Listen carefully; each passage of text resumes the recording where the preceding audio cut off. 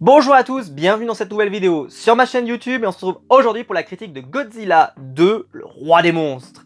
Le troisième film de la saga Godzilla Kong, si on peut l'appeler comme ça, qui nous amènera donc à King Kong versus Godzilla, qui arrivera au cinéma prochainement.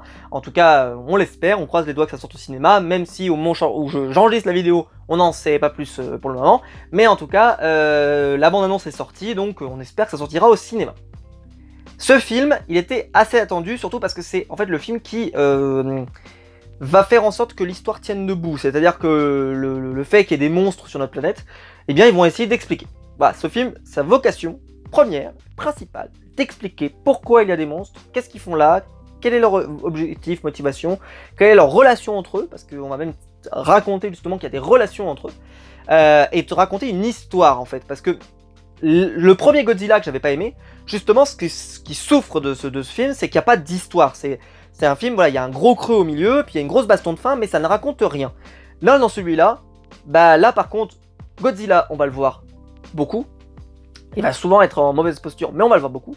Et on va voir beaucoup de monstres. Ce qui veut dire que là, par contre, si vous vous attendez à voir du Godzilla contre des monstres, vous allez être pas déçus du voyage, parce que ça tabasse, ça envoie, ça dépote dans tous les sens, il y a des énormes effets spéciaux, c'est sublime. Le film a dû coûter je ne sais combien parce qu'honnêtement, ça détruit allègrement, ça y va vraiment beaucoup. Les monstres sont incroyables, donc ils ont fait une sorte de Hydra à 3 têtes là, qui s'appelle Chandara, je sais plus comment ça s'appelle, Ghidorah pardon, énorme, voilà, énorme et gigantesque, qui va s'attaquer à Godzilla, et puis toute une histoire autour, donc avec les personnages qui... en fait, il y a d'autres monstres dans cet univers, et qui sont attirés par ce monstre-là, et donc il y a une sorte de hiérarchie, on pourrait dire, et de chaîne alimentaire, si on pourrait l'appeler comme ça, de monstres, entre eux, et bon bah l'homme, eux, ils sont disqualifiés, hein. Ouais, ils sont disqualifiés, et il y a les monstres entre eux, et parmi les monstres, il y a une échelle entre eux.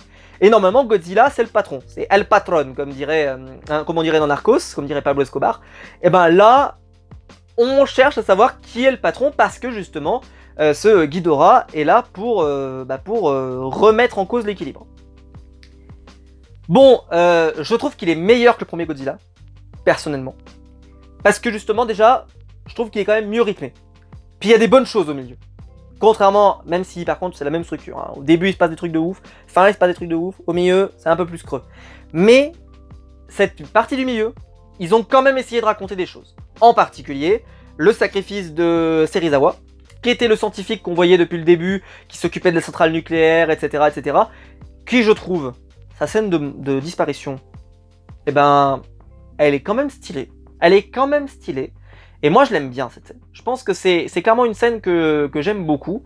Et je pense que ça sauve pas mal déjà la pression que j'ai eue dans le film. Parce que bah, ça m'a bien engagé dans le film, étonnamment. Pourtant bah, j'en avais strictement rien à foutre de ce personnage dans le premier Godzilla. Et là je sais pas pourquoi, mais je trouve que la façon dont ils nous ont raconté sa disparition, bah, elle m'avait bien attrapé. Et en plus je m'y attendais pas, donc c'était une belle surprise, affreuse surprise, mais belle surprise. Ça permet au personnage vraiment de sortir dans une belle façon, et bah moi j'ai bien aimé. Peut-être que vous avez pas aimé, hein, c'est possible, mais moi j'avais bien aimé. J'ai trouvé ça plutôt cool, plutôt stylé. Et comme je l'ai dit, les combats sont impressionnants. Vraiment, ça y va, Godzilla il se fait bien marave dès le début. Puis ensuite bah, il revient dans la fin, et là même là il est pas impérial, il a du mal, mais il essaye, et puis bah, il va essayer de tout détruire sur son passage. Et honnêtement, c'est plutôt impressionnant, c'est spectaculaire. Là où le film va vraiment souffrir, c'est sur ces personnages humanoïdes, hein, qu'on appelle accessoirement les humains. Là-dessus, un peu comme dans le premier Godzilla. Alors, c'est pas aussi grave que le militaire du premier, qui est vraiment infâme. C'est-à-dire que vraiment, il est transparent. Là, ça va. Par exemple, grosse mention spéciale à Millie Bobby Brown, qui interprète Madison Russell, qui a un rôle, elle a pas grand-chose à faire. Elle joue la gamine, donc c'est la gamine de Stranger Things. Bah voilà, il y a ses parents qui sont vraiment eux les acteurs principaux et qui font avancer l'histoire, mais elle, les rares scènes où elle est là, je trouve qu'elle vole la vedette. Je trouve qu'elle vole la vedette parce qu'elle fait vraiment Elle fait son maximum. Alors le film n'est pas un chef-d'œuvre, mais honnêtement, par rapport à ce qu'elle avait à faire, elle s'en sort admirablement bien. Bravo, félicitations. Congratulations, parce qu'avec un rôle pareil, tu te dis que y a moyen que ça finisse un peu un personnage un peu osef. Honnêtement, elle a réussi à donner du corps à ce personnage, qui a pas énormément de choses à raconter, mais le peu qu'elle a eu à faire, nickel. Donc bravo à elle, moi j'en suis très content. Puis bon, Marc et Emma, donc en fait le concept du film, bah, c'est quoi? Bah, il est très simple, hein. C'est il y a une organisation qui s'appelle Monarch, qui décide de réveiller les monstres parce que ils pensent que en gros les monstres on en a besoin et qu'en fait l'humain d'ailleurs c'est un thème que je trouve assez malin d'avoir amené ça comme ça, c'est-à-dire que l'humain en fait a pris une place qu'il n'a pas méritée. En fait, c'est pas notre monde, c'est le monde des monstres dans lequel ils nous ont laissé vivre jusqu'à maintenant parce qu'ils sont endormis. Et que si on les réveille, eh ben ça permettra qu'on arrête de détruire notre planète, qu'on arrête de tout détruire sur notre passage, parce qu'en fait on a pris trop de liberté et qu'il serait temps que l'équilibre revienne parce que bah on est trop puissant en fait, et donc il faut que l'équilibre se refasse. Et ça sera grâce à ces créatures. Ce petit propos un peu écologique qu'il y a toujours eu dans Godzilla avec ses dénonciations des essais nucléaires, etc., qui est encore plus présent dans Godzilla de Roland Emmerich, et ben non, je trouve que c'est très bien tenu et c'est plutôt intéressant. Et mais par contre, c'est vrai que bah, ça va vite mal tourner, c'est-à-dire qu'après derrière, oh bah tiens, il réveille un monstre, ah ouais, et puis en fait ce monstre il est beaucoup trop puissant, donc ça bouleverse complètement l'échelle des puissances des monstres, donc en fait au final ça devient le bordel, et puis bah, ils n'arrivent pas du tout à les contrôler alors qu'ils devaient les contrôler, etc. Et après ça part dans un gros bordel, où en fait, bah, parce qu'en plus il y a un peu une sorte d'hypocrisie dans cette motivation, c'est-à-dire qu'ils sont prêts à relâcher les monstres pour rétablir l'équilibre, par contre ils veulent quand même les avoir sous contrôle, donc ouais, hein, on veut rétablir l'équilibre, c'est-à-dire que l'humain soit plus au sommet du game, mais quand même, hein, on les garde sous contrôle quand même, hein, on va pas se faire avoir. Ok, pourquoi pas, mais je trouve que ça fait un peu un truc pas très cohérent. Donc il y a l'interprète de Tywin Lannister de Game of Thrones qui est là, qui est un peu le grand méchant de Monarch.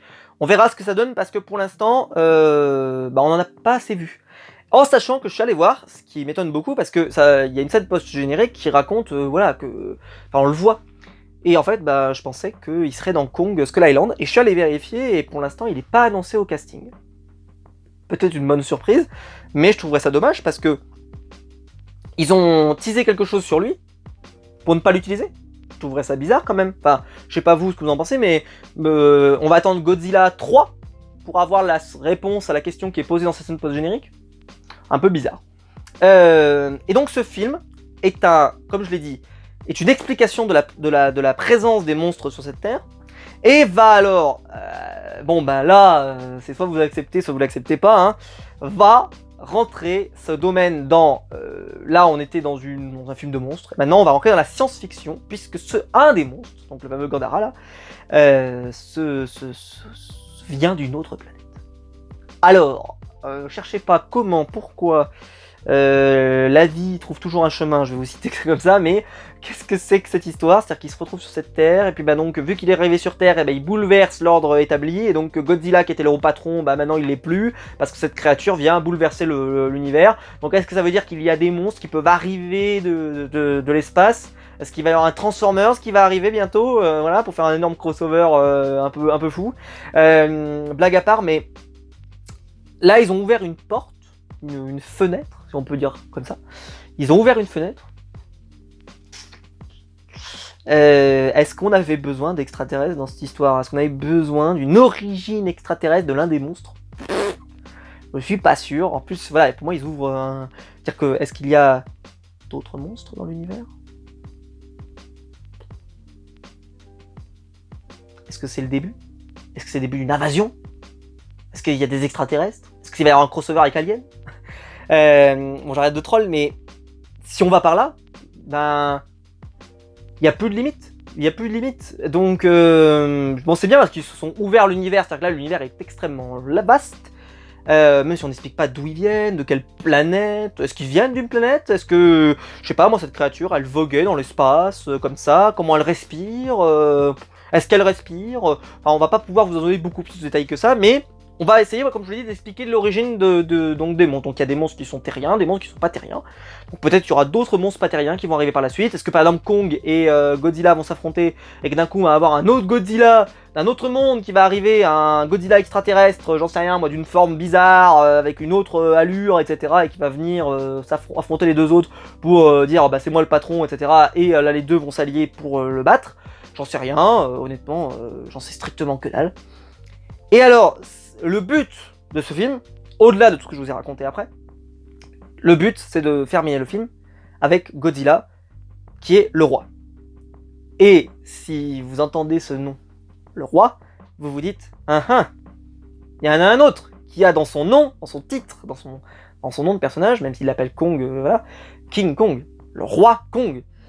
Et donc en fait ça tout amène à te dire, il est en position de royauté, tout le monde respecte ça.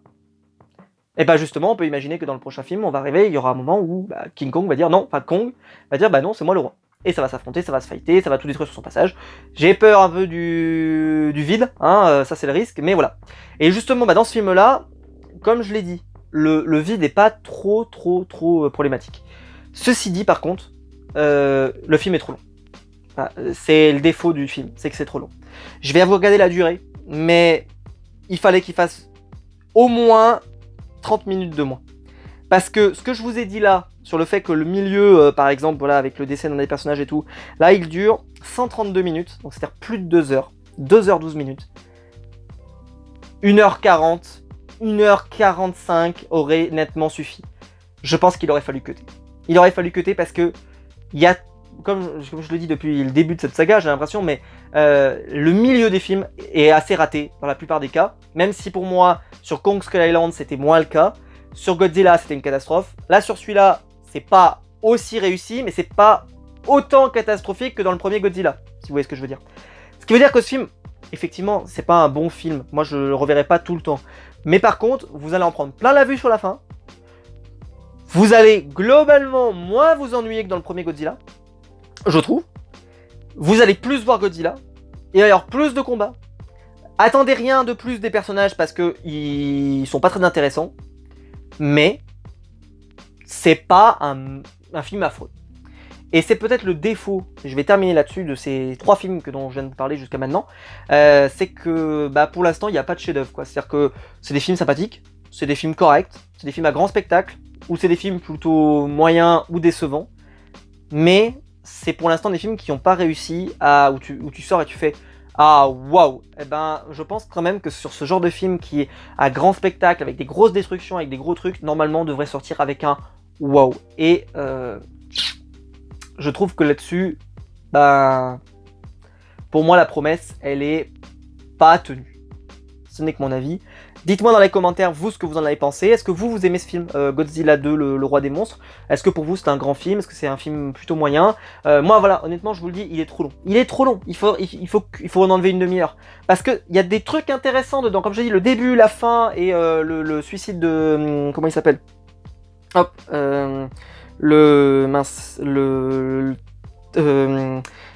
Serizawa, pardon, excusez-moi, qui, lui, vraiment, te donne un beau moment d'émotion. Et ça, c'est quand même très cool. Mais le reste, ça traîne un peu, parce que, par exemple, Godzilla, il prend une raclée, après, il faut le ressusciter, après, il faut qu'il revienne, enfin... Ça traîne, et je pense que ce film, jamais il aurait dû durer 2h12 minutes, là, comme je l'ai dit. Non, c'est trop long, c'est trop long. Je sais pas pourquoi ils veulent absolument faire des films aussi longs. Quand t'as pas autant à raconter, pourquoi tu perds ton temps, tu perds le temps de tout le monde d'ailleurs, tu perds le temps des téléspectateurs, des spectateurs dans la salle, tu perds le temps à monter, à faire un machin. Franchement, faites gagner du temps aux gens, montrez ce qui est nécessaire à l'intrigue. Et je trouve ça dommage, voilà. Alors après, il y a le sacrifice de la mère, donc qui s'appelle Emma Russell, qui donc était la méchante, qui essayait de ressusciter les gens, enfin les monstres, puis elle se rend compte que au final ils sont hors de contrôle et qu'elle commence à prendre conscience de ça, et surtout qu'elle a réveillé un monstre qu'il n'aurait pas fallu réveiller parce qu'il bouleverse l'équilibre qu'elle voulait pourtant rétablir, parce que ce monstre vient d'une autre planète. Et elle se sacrifie dans une scène tout à fait quand même prenante, je trouve, en particulier parce que Millie Bobby Brown joue le coup bien, parce que vraiment on sent qu'il se passe un truc grave, et c'est bien, tu prends conscience. mais le personnage en lui-même est pas extraordinaire. Et c'est pareil, le père, Mark Russell, il est sympathique, tout à fait sympathique, interprété par Kyle Chandler, il est tout à fait sympathique, mais vous n'allez pas vous attacher plus que ça à lui et plus que ça à sa famille, parce que bah, c'est pas foufou, c'est vraiment, il faut... Je pense que les personnages humains, c'est le gros point faible là, de cette saga de monstres, c'est... Je pense qu'il faudrait bosser un peu pour eux, quand même, parce que ils vont pas pouvoir continuer avec des personnages aussi peu travaillés quand même. Il va falloir leur donner un petit peu de, je sais pas moi, un petit peu de corps, un petit peu de gras quand même. Dans Kong Skull Island, je trouvais qu'ils avaient quand même plus de choses à raconter. Là, c'est un peu, le point noir quoi, de cette saga, c'est qu'ils misent beaucoup sur les monstres. Ok, dans le premier il n'y en avait pas eu assez, là il y en a quand même pas mal, mais les humains, ça reste compliqué. Ben voilà, j'espère que la vidéo vous aura plu, si c'est le cas vous pouvez la liker, vous vous abonner, vous la partager sur les réseaux sociaux. Il y a le bouton rejoindre juste en dessous pour devenir un membre soutien et je vous en remercie. Et quant à nous, on se retrouve très vite pour une nouvelle vidéo sur ma chaîne YouTube. Ciao!